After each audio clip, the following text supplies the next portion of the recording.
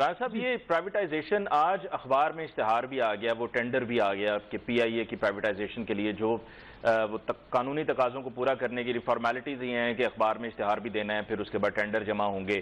تو کس طرف جا رہا ہے معاملہ؟ پی آئی اے کو کب تک آپ پرائیویٹائز کرنے کا ارادہ رکھتے ہیں؟ دیکھیں، پی آئی اے کی پرائیویٹائزیشن کی ایک بالکل ڈیفینیٹو ٹائم لائن آ گئی ہے، اور میرے خیال سے مئی کے اندر جو ہے وہ بڈز آنا شروع ہو جائیں گی. اور یہ ہمیں لگتا ہے کہ اگر مئی میں بڈز آتی ہیں تو ان کی ایویلیویشن اور یہ وہ چیزیں مکمل ہونے میں جون تک کافی حد تک جو ہے وہ کلوزر کی طرف ہم چلے جائیں گے، پی آئی اے کی پرائیویٹائزیشن کی طرف. اور اب تک کسی کے ساتھ کوئی بات طے ہوئی ہے کہ پاسبلی کس طرف معاملہ جا رہا ہے؟ قطر کی طرف جا رہا ہے یا کسی اور ملک کی طرف سے کہیں سے آفر آئی ہے یا جو ٹاکس ہوئی ہیں؟ دیکھیں، جو انٹرسٹ ہے ممالک کا، انہوں نے شو کیا ہے انٹرسٹ، لیکن جب آپ پرائیویٹائزیشن موڈ میں جاتے ہیں تو پھر آپ بڈنگ کی طرف جاتے ہیں اور پھر انٹرنیشنل بڈنگ ہوتی ہے.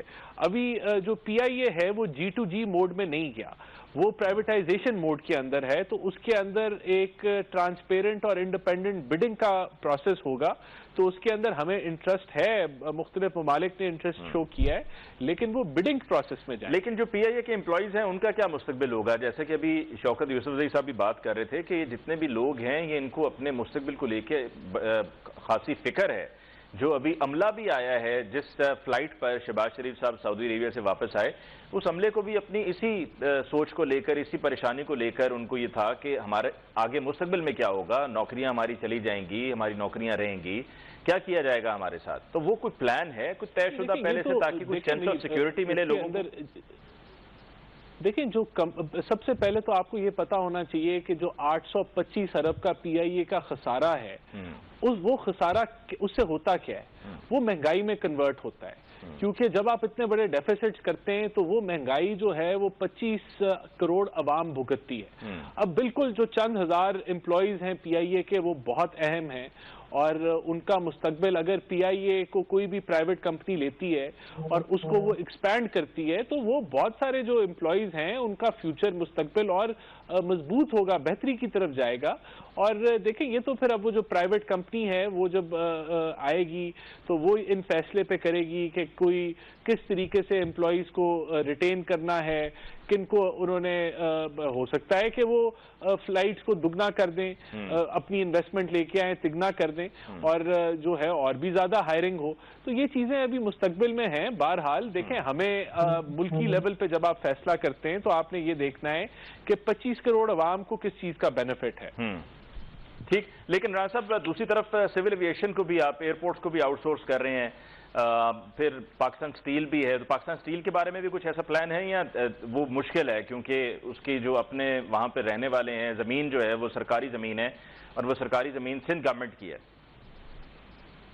دیکھیں، بالکل یہ سارا ایکٹیو پرائیویٹائزیشن لسٹ کے اوپر ہیں. ایئرپورٹ تو بڑی تیزی سے اسلام آباد ایئرپورٹ جو ہے وہ بھی بڈنگ پروسیس کی طرف بڑھ رہا ہے، اور میرے خیال سے وہ بھی پرائیویٹائزیشن کے مراحل، وہاں تو صرف ایک طریقے سے کہہ لیں کہ مینجمنٹ ٹرانسفر ہے.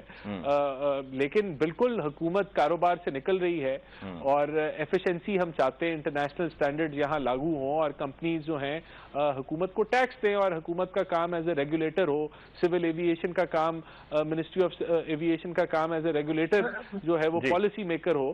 تو میرے خیال سے ہم اسی طرف بڑھ رہے ہیں اور بہتری کی طرف ہم جا رہے ہیں. بہرحال دیکھیں، بات یہ ہے کہ جو سٹیل مل کی آپ نے بات کی، بالکل وہاں ایک انڈسٹریل زون بنایا جا سکتا ہے. یہ تجویز جو ہے انڈر کنسیڈریشن ہے کہ جس طرح کراچی کے اندر بہت ضرورت ہے کہ انڈسٹریل ایکسپینشن ہو، تو وہاں اس طرف سٹیل مل کو لے جایا جا سکتا ہے. تو ایکٹیو پرائیویٹائزیشن لسٹ میں یہ چیزیں ہیں. ٹھیک، شوکت یوسفزئی صاحب آپ اس پہ کچھ ایڈ کرنا چاہ رہے تھے؟ دیکھیں، یہ جو جب تک آپ ملازمین کی فیوچر کا وہ نہیں کرتے، ہم بھی کسی زمانے میں مشرق اخبار میں تھا جو اس وقت سرکاری اخبار تھا، جب وہ پرائیویٹائز ہوتا رہا تو اسی طرح پیپلز پارٹی کی حکومت میں ہونے پونے وہ بیچ دیا گیا. اور جب وہ بیچ دیا گیا تو اس میں اس سے پہلے یہ ہوا کہ باقاعدہ انہوں نے ملازمین کو گولڈن ہینڈ شیک دیا.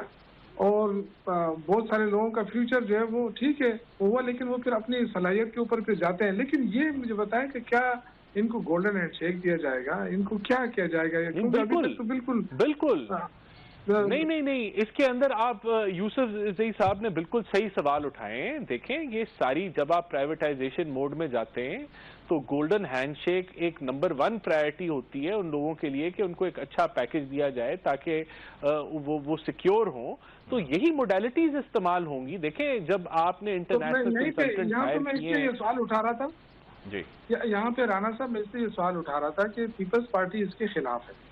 چودھری منظور اور مندوخیل صاحب جو ہے وہ کل اس کو لیڈ کریں گے، تو یہ دھرنا بھی دے رہے ہیں اسلام آباد میں. اب مجھے بتائیں کہ پیپلز پارٹی جب اس کے خلاف ہے، لشکاری کے خلاف ہے، تو کیا یہ عوام کی آنکھوں میں دھول جھونکنے کے لیے یہ دھرنا دیں گے، یا مطلب یہ کہ یہ گورنمنٹ سے ہٹیں گے؟ کیا میں اس پہ ذرا ایک بریک لے لوں. گورنمنٹ سے ہٹ گئے تو آپ مجھے بتائیں. میں ایک بریک لے لوں، اس کے بعد رانا صاحب اس پر رسپونڈ کیجیے گا. کوئک بریک لیتے ہیں جی. بریک کے بعد واپس آتے ہیں تو پھر اسی پہ رانا صاحب سے سوال پوچھیں گے.